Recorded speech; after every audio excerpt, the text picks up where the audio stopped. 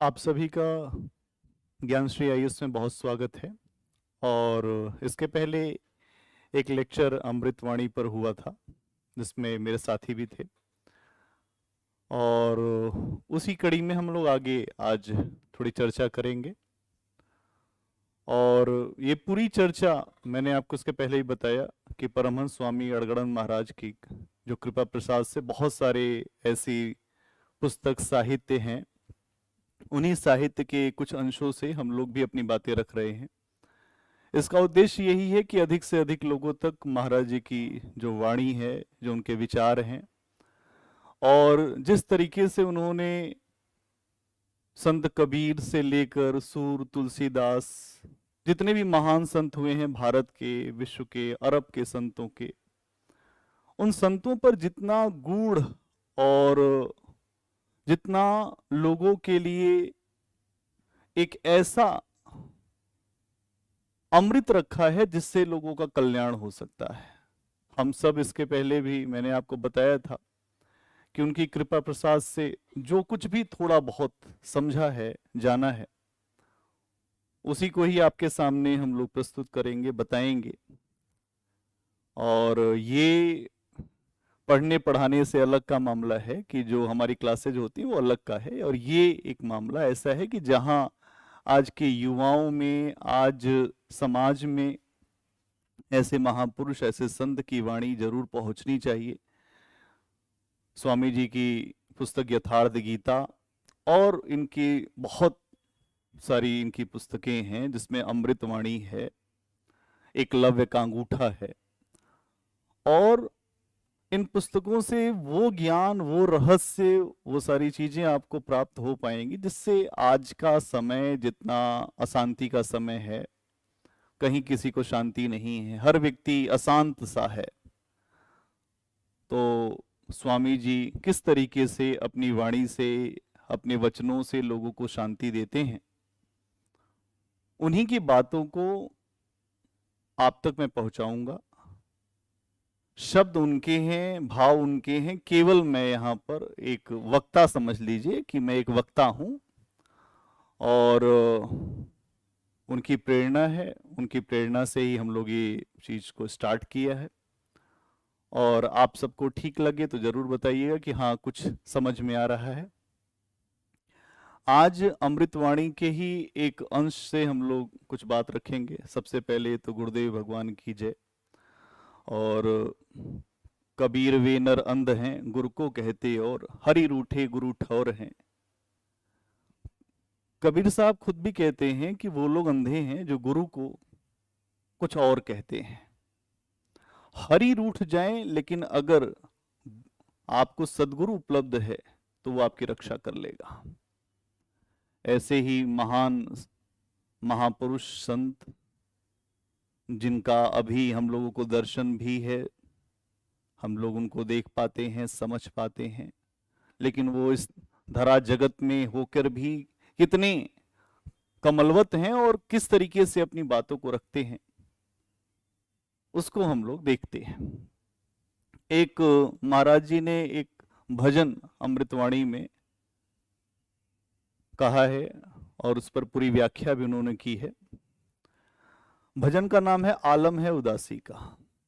इसके पहले मैं अपनी क्लास में अक्सर चर्चा करता रहा हूं, और फिर बच्चों का ये रहता था, सर आगे क्या हुआ? तो हमने कहा अच्छा ठीक है, कभी समय आएगा, माकूल समय आएगा, तब इस पे बात की जाएगी। ये एक कव्वाली है, गजल मिश्रित कव्वाली है, आलम है उदासी का। मैं आपके सामने पहले इस कव्वाली को, गजल को आपके सामने थोड़ा सा पढ़ता हूं, जिसके बाद आप लोग फिर इसके अर्थ पे चर्चा करेंगे। आलम है उदासी का, हसरत सी बरसती है, जिस दिन से गए हो ये आंखें तरसती है। मैकश के लबों से जब पीने की सदा आई, मैकश के लबों से जब पीने की सदा आई, मैं खाना भी खाली है, बोतल भी तरसती है। आलम है उदासी का, हसरत सी बरसती है, जिस दिन से गए हो तुम ये आंखें तरसती है। मैकस के लबों से जब पीने की सदा आई, मैकस मतलब होता है शराबी, मैकस के लबों से जब पीने की सदा आई, मैखाना भी खाली है, बोतल भी तरसती है। मैखाने के अंदर रहने दे मुझे साकी। एक भक्त है, एक साधक है, वो कह रहा है मैखाने के अंदर ही रहने दे मुझे साकी, मैखाने के बाहर तो एक आग बरसती है। मैखाने के अंदर तो एक आग बरसती है। मैं सहरे खामोसा से गुजरा तो सदा आई, मैं सहरे खामोसा से गुजरा तो सदा आई, आहिस्ता चलो लोगों ये दीवानों की बस्ती है। मैं सहरे खामोसा से गुजरा तो सदा आई, क्या सदा आई? आहिस्ता चलो लोगों ये दीवानों की बस्ती है। दुनिया की निगाहें, आखिरी मिसरा है, दुनिया की निगाहें जहरीली हैं नागिन से। दुनिया की निगाहें जहरीली हैं नागिन सी, मैं दूध पिलाता हूं फिर भी मुझे डसती है। देखिए, ये जो गजल मिश्रित कव्वाली है, इसमें अगर आप देखेंगे तो जो बातें रखी गई हैं वो बात अपने आप में बहुत ही अद्भुत है, और किस तरीके से रखी गई है ये भी आपको सोचना पड़ेगा। यहां क्या कह रहे हैं? आलम है उदासी का, हसरत सी बरसती है, जिस दिन से गए हो ये आंखें तरसती है। आलम, अगर एक तो इस दुनिया में भी हमको प्रेम होता है, और जब प्रेम होता है तो मिलने की इच्छा होती है सबको, लेकिन इस प्रेम के ऊपर भी एक प्रेम है। कबीर साहब जिसको कहते हैं कि प्रेम गली अति साकरी, प्रेम की गली बहुत पतली है, उसमें केवल प्रेम ही किया जा सकता है, और प्रेमी कुछ मांगता नहीं है। कबीर साहब ने बड़ा अच्छा इस पे प्रेम पे कहा है, और उसी के संदर्भ में यहां पर भी बात रखी गई है कि अगर एक बार ईश्वर की झलक या उनका आभास हो जाए तो उदासी सी छा जाती है, हर जगह उदासी रहेगी। क्यों? क्योंकि ईश्वर का मिलना ही पर्याप्त है। मतलब ईश्वर की हल्की सी झलक मिल जाए तो आप फिर बेचैन हो उठेंगे। उदाहरण के लिए बहुत सारे उदाहरण दिए जा सकते हैं। जैसे अगर कोई सांप है और उसके पास मणि है और उसकी मणि गायब हो जाए तो बेचैन उठता है। वैसे ही यहां पर भी एक भक्त है जो ये कह रहा है, आलम है उदासी का, हसरत सी बरसती है, जिस दिन से गए हो ये आंखें तरसती है। बहुत सारे उदाहरण हैं। सूरदास का उदाहरण मैं अक्सर देता हूं, और वो भी देता हूं तो स्वामी जी से सुना है हम लोगों ने कि ऐसे ऐसे हुआ। सूरदास के बारे में हम सब जानते हैं कि सूरदास पहले बहुत बड़े, उनके पिताजी बहुत सेठ थे, उनका नाम था बिरवा मंगल, और उनके लड़के थे इकलौते। तमाम जो आज भी संसार में लोगों को होते हैं, ऐब थे उनके अंदर, हर तरीके का ऐब था। लेकिन उसके बाद भी धीरे धीरे धीरे धीरे सारी संपत्ति खत्म हो गई, और संपत्ति के खत्म होने के बाद एक नृत्यांगना के यहां नृत्य देखते थे। उसके बाद उन्होंने इनको मना कर दिया कि भाई आज के बाद मत आना, और बिरवा मंगल ने उसे मार दिया। उनकी पत्नी बहुत अच्छी महिला थी, उन्होंने उनकी जान बचाई, लेकिन उनको अफसोस हुआ कि भाई मैंने ऐसा काम किया, अब मैं किसको किस तरीके से अपना मुंह दिखाऊंगा। तो कुछ स्थितियां समझ में नहीं आई और उन्होंने वहां अपनी जगह छोड़ने का मन बनाया। तो उनको लगा कि ईश्वर की शरण में जाना चाहिए। ईश्वर की शरण में वो गए, वृंदावन जा रहे थे, रास्ते में कुछ लोग मिले, उन्होंने कहा भोजन कर लिए। भोजन के लिए उनका मन नहीं था, फिर भी जब भोजन के लिए थोड़ा सोचा तो जो महिला दिख रही थी वही नृत्यांगना ही दिख रही थी। फिर उन्होंने कहा कि अगर ये महिला भोजन कराएगी तो मैं भोजन करूंगा। तो सेठ की वो पत्नी थी, सेठ ने सोचा कि अगर ईश्वर परीक्षा लेते हैं तो कोई बात नहीं। वो भोजन लेके पहुंची तो सूरदास को फांसी का फंदा दिखाई दिया। तो उन्होंने बोला कि माताजी सुई लेके आइए, और उसके बाद जैसे वो सुई लेकर आई उन्होंने अपनी आंखें फोड़ लिया। एक आंख से पहले ही नहीं दिखता था, एक आंख थी। घटनाक्रम इसी तरह आगे बढ़ा और फिर वो आगे उन्होंने कहा वृंदावन का रास्ता पकड़ा दीजिए। वृंदावन का रास्ता पकड़ाया गया, लेकिन वहीं पे थोड़ी दूर चलने के बाद जंगल में कुआं था, उसी कुएं में सूरदास गिर गए। नए नए सूरा बने थे, गिर गए। 7 दिन उस कुएं में गिरे रहे, कोई बचाने वाला नहीं। अब एक ही विकल्प था, एक ही बात थी, क्या करें, कैसे बचें, कुछ भी याद नहीं। हे कृष्ण, हे गोविंद, हे मुरारी करते रहे। उसके बाद 7 दिन के बाद एक बच्चे ने उनको बचाया, हाथ पकड़ा, कहा बाबा हाथ पकड़ो, आ जाओ। ऊपर आए,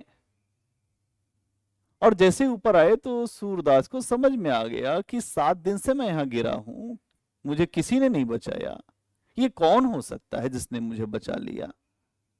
उन्होंने पूछा कौन है आप? उन्होंने कहा मैं गोपाल।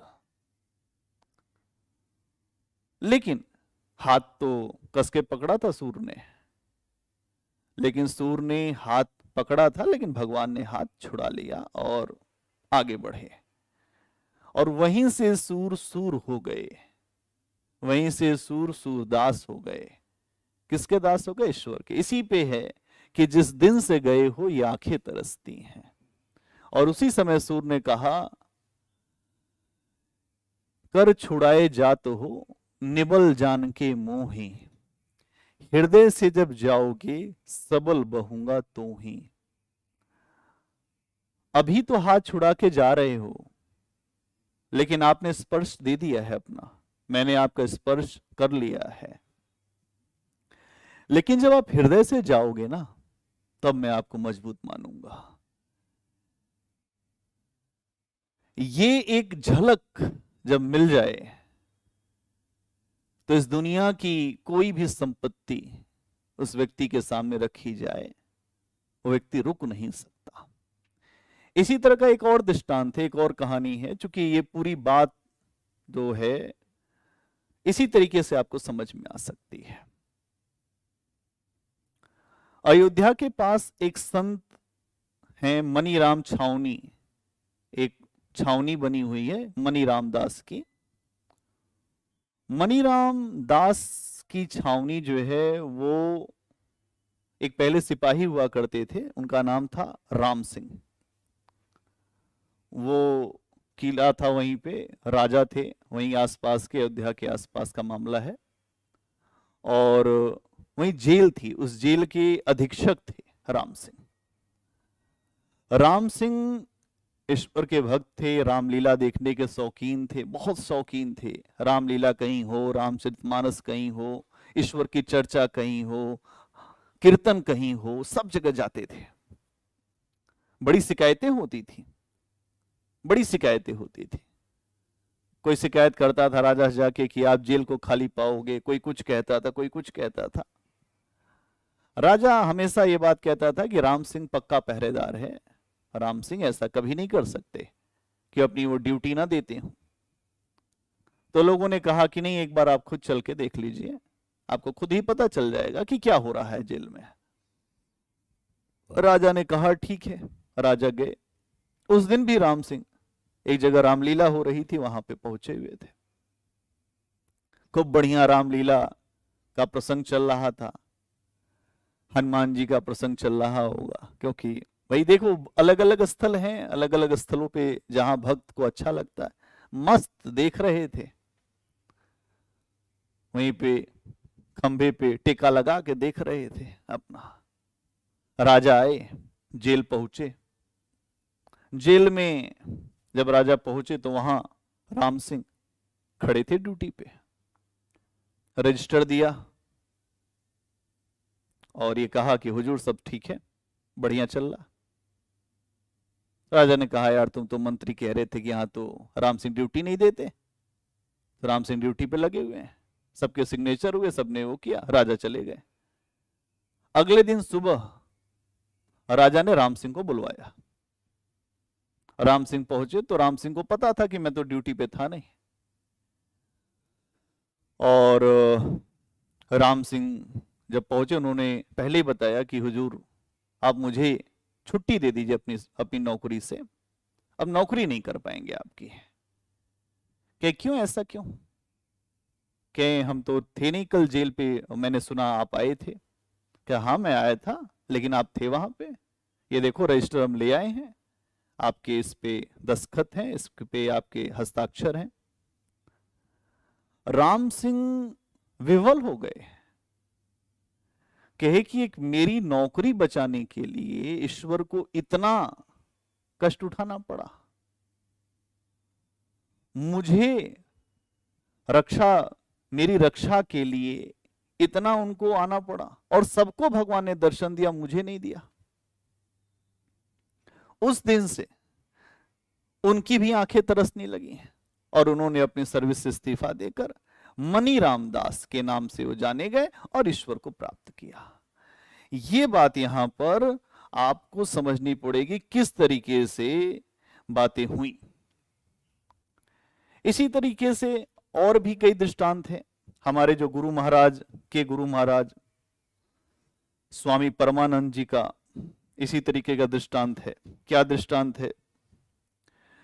जब हमारे गुरु महाराज स्वामी परमानंद जी, उनका जन्म गोरखपुर के रामकोला में हुआ, और बहुत महान संत, उनके बारे में जितनी बातें करें बहुत कम होगा।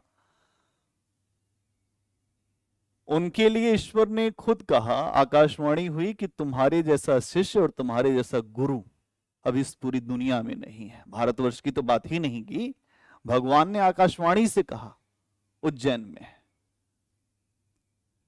इतने बड़े महापुरुष हुए स्वामी परमानंद जी, उन्हीं के शिष्य हैं स्वामी अड़गड़ानंद महाराज जी। 10 शिष्य हुए हैं, और जो स्वामी अड़गड़ानंद महाराज उन्हीं के शिष्य हैं। तो स्वामी परमानंद जी की बात भी इसमें बीच में आ रही है, तो आप उनके बारे में भी थोड़ा समझिए। महाराज जी बहुत बड़े पहलवान थे स्वामी परमानंद जी, अपने क्षेत्र के। जीवनी तो आप जानते हैं कि विलक्षण, ऐसे लोग विलक्षण होते हैं, जन्म से ही विलक्षण होते हैं। भगवान जिसको बहुत आगे लेकर जाना होता है, जिसे उसके जन्म से ही ऐसे विधि विधान रचते रहते हैं कि भाई तुझे इतने ही समय के लिए रहना है और फिर उसके बाद हमारे उसमें आ जाना है। महाराज जी कभी भी नहीं सोचते थे कि उनको साधु होना है। स्वामी परमानंद महाराज, परमहंस स्वामी परमानंद महाराज जी, कभी नहीं सोचा था उन्होंने कि मुझे साधु होना है।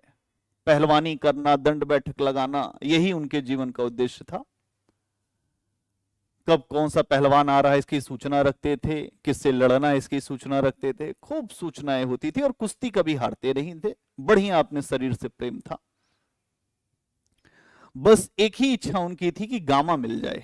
उस समय उनका जो समय था, गामा पहलवान उस समय बहुत नामचीन पहलवान हुआ करते थे। तो महाराज जी को ये लगता था कि कभी गामा से भी मुलाकात होगी। और वहीं तमकुई स्टेट था, तो वहां पर आने वाले थे गामा। तो रोज महाराज जी अपनी दंड बैठक करें। उस समय तो साधु नहीं हुए थे, सामान्य गृहस्थ थे। रोज दंड बैठक करें, एक्सरसाइज करें, प्रैक्टिस करें। लेकिन उसी बीच प्रैक्टिस करते करते समय 2-3 घटनाएं घटित हुई महाराज जी के जीवन में। पहली घटना तो ये घटित हुई, आकाशवाणी हुई, महाराज जी जा रहे थे खेत की पगडंडियों से, और खेत की पगडंडियों से जाते समय अचानक बहुत तेज से आकाशवाणी हुई। एक कोई संत जा रहे थे कि इन्हें भोजन कराओ। उन संत के बारे में एक बात यह थी कि वो 7 दिन से भूखे हुए थे। 7 दिन से उन्होंने भोजन नहीं किया था। उन्होंने भगवान से कहा था कि मैं तब तक भोजन नहीं करूंगा जब तक आप स्वयं भोजन नहीं कराओगे। आकाशवाणी हुई महाराज जी को कि भोजन कराओ। भोजन कराया, आशीर्वाद मिला। फिर उसके बाद एक और कृत्य था कि गांव की ही एक महिला थी, उन्होंने महाराज जी को एक निवेदन भेजा। महाराज जी जा रहे थे, फिर वहां आकाशवाणी हुई कि यहां मत जाओ, घोर पाप करने जा रहे हैं आप। महाराज जी वहां भी रुक गए। फिर तीसरी आकाशवाणी हुई कि जहां यहां इस मंदिर में, इस खंडहर में, मंदिर में आपके गुरु महाराज बैठे हुए हैं। महाराज जी वहां पहुंचे। ये 3 आकाशवाणी हुई और महाराज जी उसके बाद जब ये तीसरी आकाशवाणी हुई मंदिर के लिए कि यहां मंदिर में आपके गुरु महाराज बैठे हैं, महाराज वहां गए, गुरु महाराज से मिले और वहां गुरु महाराज के रूप में सत्संगी महाराज थे जिनको पूरा गांव पागल समझता था। पूरा गांव पागल समझता था कि तो पागल है। एक पैर उनका टूट चुका था। गांव के लोग उनको समझते थे कि ये अच्छे नहीं है, पागल है। लेकिन बाद में धीरे धीरे इन्हीं सत्संगी महाराज से महाराज को साधना की पूरी जानकारी मिली और महाराज जी वहां पर 3 रात तक रुके रह गए। 3 दिन 3 रात वहां रुके रहे, साधना की पूरी व्यवस्था समझी, साधना क्रम सीखा और आगे बढ़ गए। और अगर आप देखें तो वहीं महाराज जी कई दिनों तक, 6 दिनों तक एक झाड़ी में पागल की तरह से रहने लग गए। एक सामान्य सा बच्चा, एक सामान्य व्यक्ति एकदम बदल गया। सत्संगी महाराज से मिलने के बाद परमानंद महाराज जी 6 दिनों तक उसी झाड़ी में बैठे रह गए। न किसी से बोले, न कुछ, चुप, बिल्कुल चुप।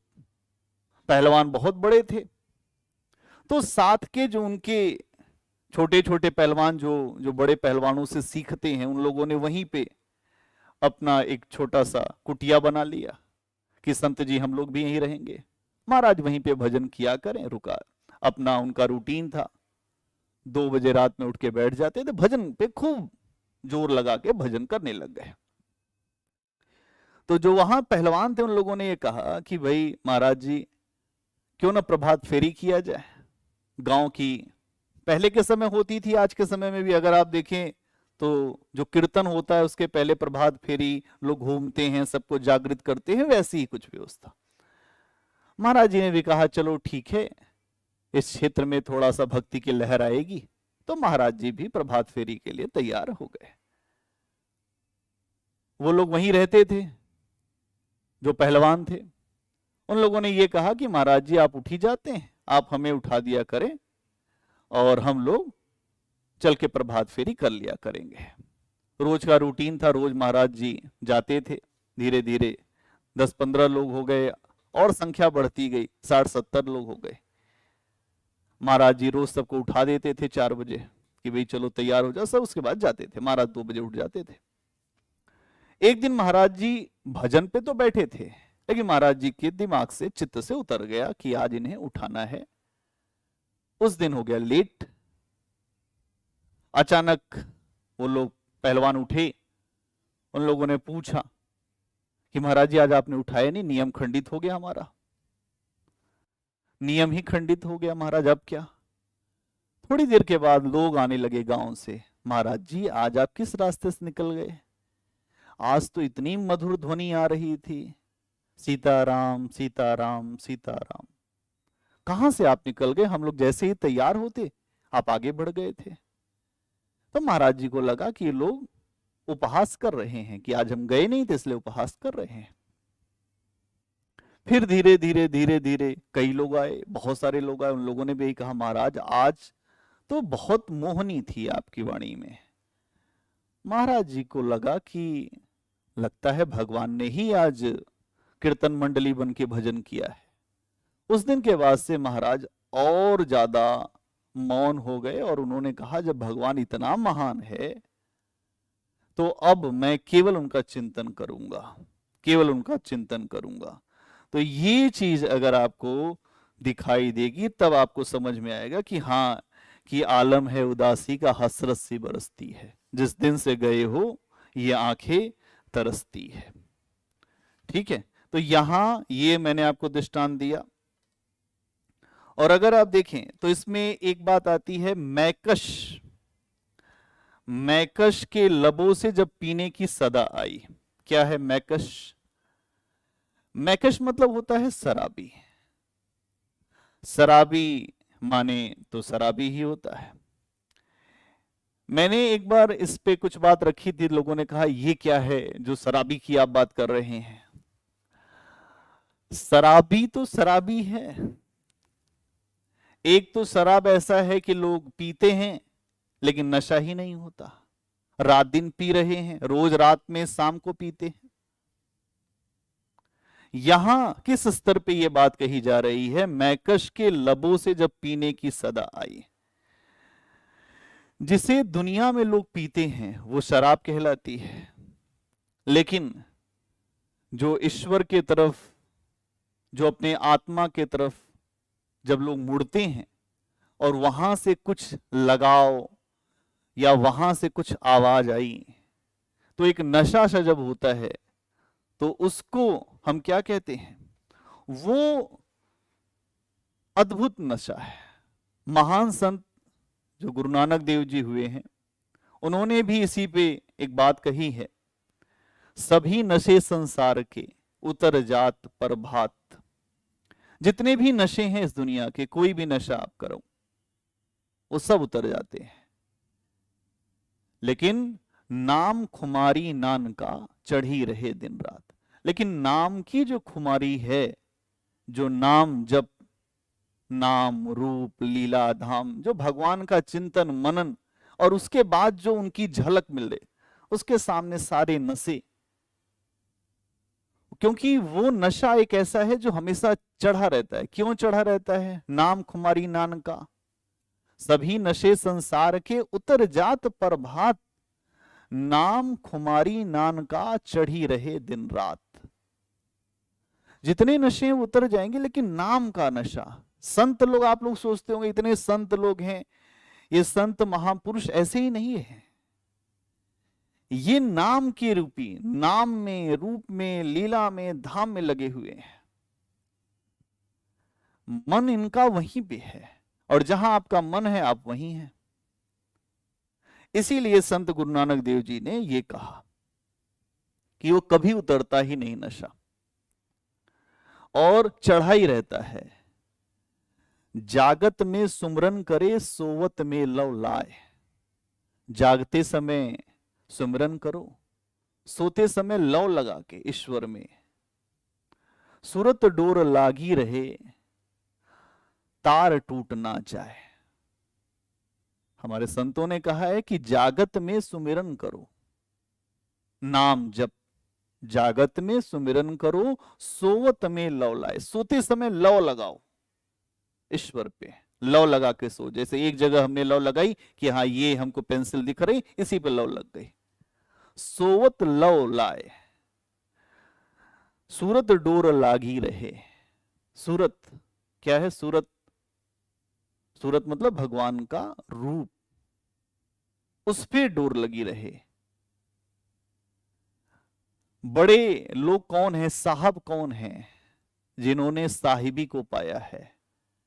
बड़े आदमी के यहां हम पड़े रहें तो बड़े लोग कौन है? जो मुक्त हैं।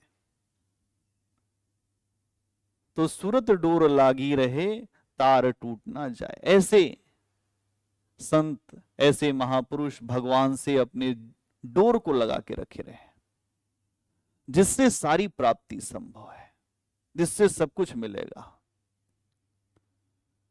संत कबीर साहब ने भी यही कहा है। उन्होंने कहा, सुखिया सब संसार है, खाए और सोवे। दुखिया दास कबीर है, जागे और रोवे। एक जगह कहते हैं, मन मस्त हुआ तो क्यों बोले। कबीर साहब ने बड़ा अच्छा इस पे रखा है। मन मस्त हुआ तो क्यों बोले, मेरा साहब घर माही तो बाहर अखियां क्यों खोले। बाहर आंख क्यों खोली जाए। अगली बात इसमें है गजल में, मैं खाना भी खाली है बोतल भी तरसती है। यहां ऐसा यह स्थान नहीं है कि जहां मैं खाने में सब कुछ रखा है, बोतल भी तरस रही है। क्या कहना चाह रहे हैं, ये जो नाम का नशा है ना, जिसको गुरु नानक जी ने कहा है, ये नशा उस समय होता है जब आप किसी ऐसे नशे वाले के पास पहुंचे जिसके पास नाम का नशा है। नाम का नशा जिसके पास है, उसके पास जाने से ही वो नशा मिलेगा, नहीं तो मिलेगा भी नहीं। तो वो है सदगुरु दरबार, जहां नाम के नशे में लोग हैं, वहां से ही हमें प्राप्त होगा, वहीं से हमें मिलेगा। ठीक है, तो जब ये कुछ हमें चमत्कार मिले, कुछ ऐसे लोग दिखाई दें, तो हमारे भीतर भी वो चीज आ सकती है। तो जब कोई ये कहता है मैं खाना भी खाली है बोतल भी तरसती है, जो सदगुरु देव भगवान का जो दरबार होता है, जो गुरु महाराज जहां रहते हैं, वो मैखाना है। मैखाना आप सब जानते हैं, एक मैखाना है जहां मिलता है नशे की सामग्री। लेकिन वो नशा ये नशा नहीं है साहब, ये नशा दूसरा है।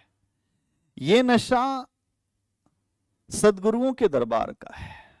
जो सदगुरु हैं उनका जो दरबार होता है, वहां पर एक नशा, भजन का नशा मिलता है। क्योंकि भजन की जागृति गुरुदेव भगवान से ही होती है। हम आप कितनी भी बात कर ले, मैं आपको ये बात बता रहा हूं, इससे कोई फायदा नहीं है।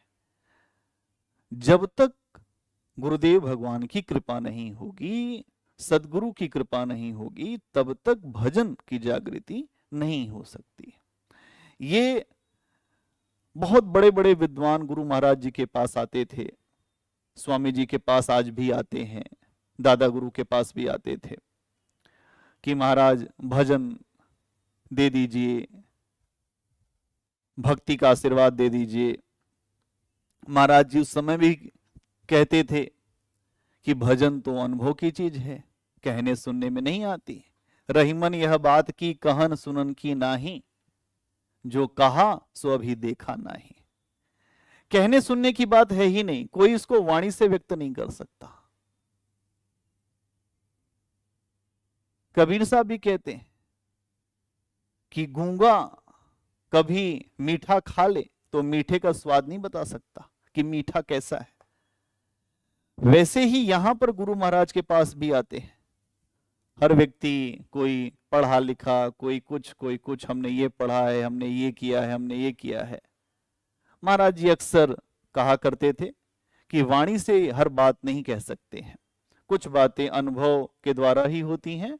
और कोई अनुभवी महापुरुष जो अभी वर्तमान समय में उपलब्ध हो, वैसे तो होड़ मची हुई है, लेकिन जो महापुरुष हो, जिसका केवल अब वो ईश्वर में ही बचा है। महापुरुष कौन होता है? जो महान आत्मा ईश्वर से जिसका मिलन हो गया है, जो महानता में बैठा हुआ है। कबीर साहब ने कहा,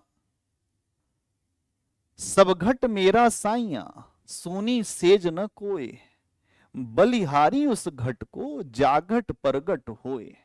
सभी घट में ईश्वर है, जितने इस दुनिया में जितने लोग हैं सब में ईश्वर है। लेकिन कबीर साहब कहते हैं उस घट को मैं बलिहारी जाऊंगा जहां ईश्वर ने अपने आप को प्रकट कर दिया। ऐसे संत, ऐसे महापुरुष का दरबार जहां सब कुछ सहज ही उपलब्ध होता है, सब कुछ सहजता से मिलता है। ऐसे महापुरुष ईश्वर में ही होते हैं। ईश्वर में और उनमें कोई अंतर नहीं है। राम झरोखे बैठ के सबका मुजरा ले, जैसी जिसकी चाकरी उसको वैसा दे। ये बात यहां रखी जाती है कि किस तरीके से ईश्वर को इन लोगों ने प्रकट किया है। तो ये बात यहां कही जा रही है कि अगर महापुरुष चाहेंगे तो फिर हमें भजन मिल सकता है, ज्ञान मिल सकता है, हमारे अध्यात्म की तरफ रुचि हो सकती है। इसीलिए बात कह रहे हैं, मैं खाना भी खाली है, बोतल भी तरसती है। हर व्यक्ति जाता है गुरु दरबार में, कुछ न कुछ मांगता रहता है, कुछ न कुछ उसको चाहिए, हम सब मांगते रहते हैं, लेकिन उसके बाद भी नहीं मिलता। क्यों? क्योंकि उसके लिए हमें टूटी फूटी सेवा, महापुरुषों के शरण सानिध्य में भी रहना पड़ता है। और जब हम इतना कर पाते हैं तब चीजों को बेहतर कर सकते हैं। रामचरितमानस में तुलसीदास जी महाराज बताते हैं भक्ति के बारे में कि भक्ति कैसे मिलती है। भगवान राम पंचवटी में थे, लक्ष्मण जी भी थे। लक्ष्मण जी पैर दबा रहे थे, उन्होंने पूछा भगवान से कि भक्ति मुझे दे दीजिए। भगवान राम ने कहा कि भक्ति जो है अनुपम सुख की मूल है। लक्ष्मण जी ने पहले कहा, कहो सो भक्ति कहो जेहि दाया, कहो सो भक्ति करऊ जेहि दाया।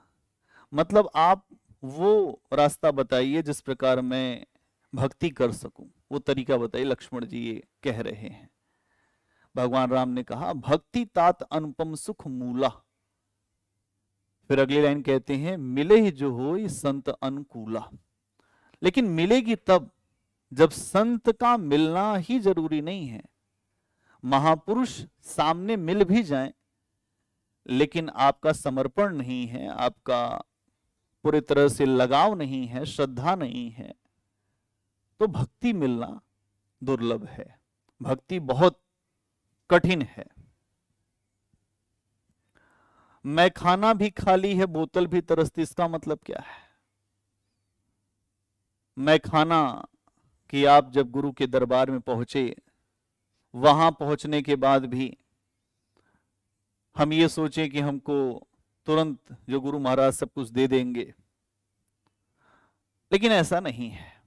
जब तक आप जो गुरु की आज्ञा में नहीं रहेंगे, उनके शरण सानिध्य में नहीं रहेंगे, उनकी टूटी फूटी सेवा नहीं करेंगे, और ये सब चीजें जब तक आप नहीं करेंगे तब तक कुछ भी मिलना मुश्किल है। इसलिए मैं खाना भी खाली है, बोतल भी तरसती है।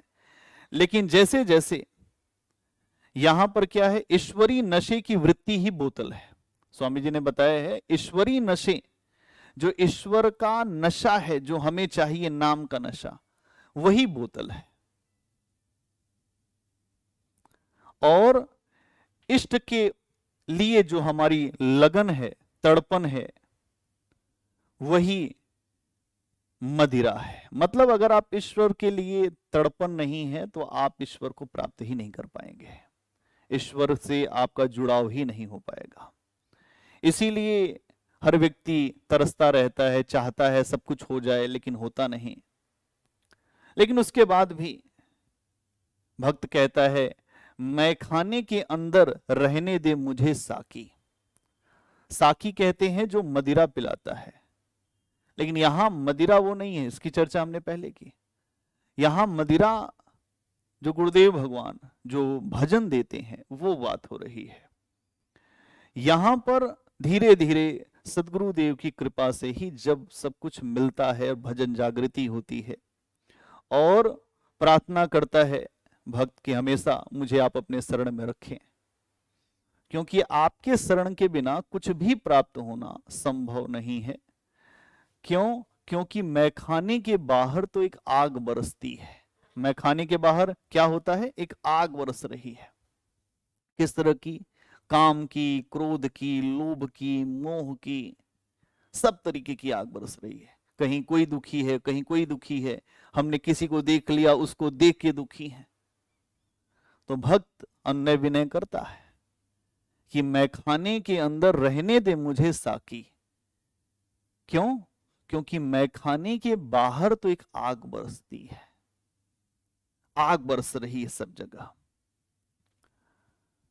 अगली लाइन है, मैं सहरे खामोशा से गुजरा तो सदा आई। सहरे खामोशा, जब आप बिल्कुल एकांत में बैठे हैं तो उस समय आप देखेंगे कि हलचल मच जाती है। एकांत में आप आंख बंद ही नहीं कर सकते, होड़ मची रहती है मन में, कभी ये बताएगा, कभी ये बताएगा, कभी ये बताएगा। वो शांत नहीं बैठने देगा आपको, मन भटकने लगेगा। लेकिन अगर आप सदगुरु के दरबार में, गुरुदेव भगवान के शरण में हैं, तो शांति मिलना शुरू हो जाएगी। शांति मिलेगी। साधक जब शांति से भजन में बैठता है, शांत होता है, तो चूंकि वहां पर बहुत सारे लोग इसी शांति के लिए भजनरत हैं, गुरुदेव भगवान के संरक्षण में जब साधना चलती है तो भगवान गुरुदेव बहुत सारी बातों को समझाते हैं। उसी पे ये बात कही गई है, आहिस्ता चलो लोगों, ये दीवानों की बस्ती है। आराम से चलिए। जैसे ही भजन, जैसे ही भगवान की तरफ आप मुड़ते हैं, बहुत सारी चीजें होती हैं। साधक को लगता है कि हमें कुछ मिल रहा है, लेकिन अभी तो साधना की शुरुआत है। अभी तो पहली सीढ़ी पे हम चढ़े हैं। और इस पे एक दृष्टांत आता है, एक छोटी सी कहानी है जिसको मैं आपको बताता हूं। एक बार क्या हुआ कि गुरु महाराज बैठे हुए थे, उनका एक शिष्य था। गुरु महाराज ने कहा, ये ताड़ का पेड़ है, इस ताड़ के पेड़ पे चढ़ जाओ।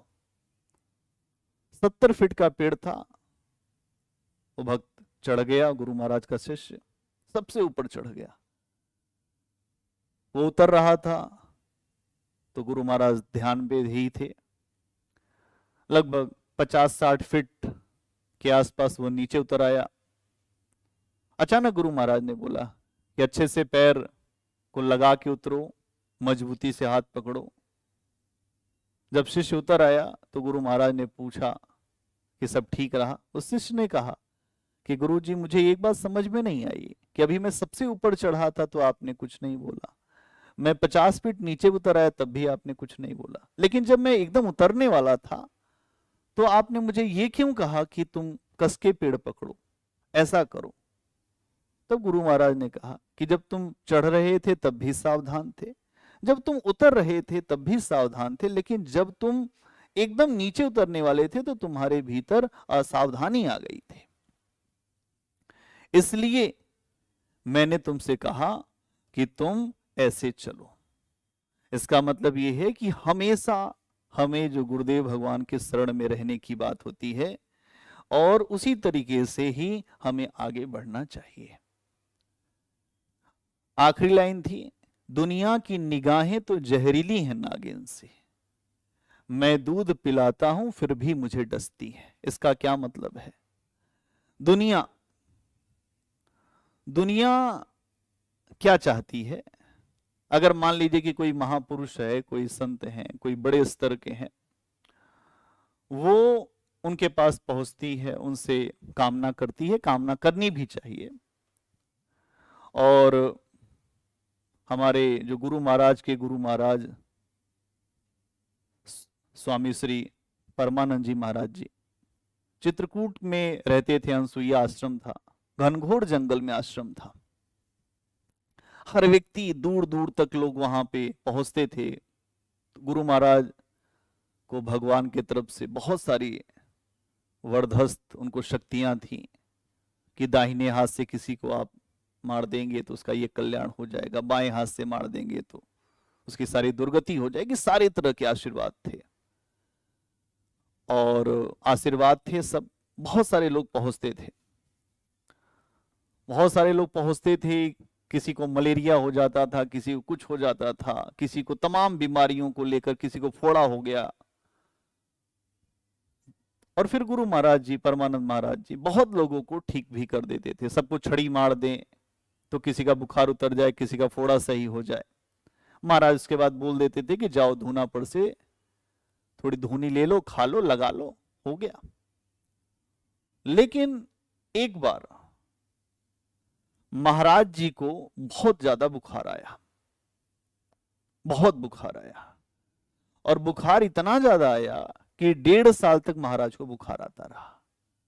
और जैसे ही दवा की तरफ महाराज सोचे कि मैं दवा ले लूं, बड़े बड़े वैद्य आया करें, वैद्यनाथ, डाबर, तमाम दवाइयां, जो उस समय कुछ दवाइयां थीं कि महाराज जी ये दवा ले लीजिए। लेकिन महाराज जैसे ही दवा की तरफ देखें, महाराज को मना होने लगे, अपशगुन होने लगे कि नहीं लेना है। भगवान मना कर दें कि लेना नहीं है। फिर 2-4 महीने, 6 महीने के बाद जब पुनः डॉक्टर आते थे तो पूछते थे कि महाराज जी आपने दवा नहीं लिया। महाराज जी ये बोलते थे कि भाई अभी नहीं ले सकते। महाराज जी का स्वास्थ्य लगातार खराब होता गया। आपको भयंकर मलेरिया हो गया, भयंकर मलेरिया, लीवर कमजोर। ये महाराज जी को सारे डॉक्टर वैद्य जो रोज बताते थे, जब भी वो लोग आते थे तो वो बताते थे कि महाराज आपकी हालत बड़ी खराब है। एक दिन महाराज को इतना बुखार हुआ, प्यास बहुत ज्यादा, और महाराज को इतना प्यास लगी, महाराज गए, किसी तरह से पानी पिया, फिर भगवान को प्रार्थना किया, भगवान जब मुझे निवृत्ति हो गई है, मुझे सब कुछ प्राप्त हो चुका है, तो इतना कष्ट क्यों हो रहा है। उस दिन महाराज जी को अनुभव में आया, भगवान ने बताया कि जो आप सबका छू के उतारते हो, उनको इतने दिन का भोग था, इसको इतने दिन जो बुखार रहना था, इसको इतने दिन फोड़े से इतना कष्ट सहना था, इसको ये सहना था, वो सहना था, लेकिन आपने जो उतार दिया, उसका कर्मों का बोझ कौन लेगा। उसके बाद महाराज जी को अनुभव में ये सारी बात समझ में आई कि हमने तो हजारों लोग को छू दिया। इसीलिए ये पद है कि दुनिया की हर निगाहें जहरीली हैं नागिन सी, मैं दूध पिलाता हूं फिर भी मुझे डसती हैं। महाराज को अनुभव में आया कि 3 महीने के बाद आपका बुखार उतर जाएगा। महाराज बिगड़े कि अभी 3 आने की बात है, मतलब 3 महीने और लगेंगे। उसके बाद महाराज जी ने लोगों से पूछा कि भाई अब तो 3 महीने और हैं। फिर महाराज जी ने कहा कि भोग लीजिए परमहंस महाराज, 3 महीना और, जब उतारे हो तो भोगेगा कौन। ये बात आपको समझनी पड़ेगी कि कैसे महाराज जी, इतने बड़े संत, इतने बड़े महापुरुष, लोगों के कल्याण के लिए, लोगों के लिए इतना करुणा का भाव रहता है, लेकिन उसके लिए भगवान उनको भी कहते हैं कि भाई इतना तो आपको भी लेना पड़ेगा। तो इसीलिए ये बात रखी गई है कि भगवान की जो बातें हैं वो किस तरह से होती है। संगत बहुत बड़ी बात है। संगत आप जिसकी करेंगे वैसी आपके अंदर रंगत आएगी। संगत अच्छे की करेंगे अच्छे हो जाएंगे, जो बुरे की करेंगे वैसे ही हो जाएंगे, जो शराबी की करेंगे तो शराबी हो जाएंगे, जिसकी करेंगे वैसे हो जाएंगे।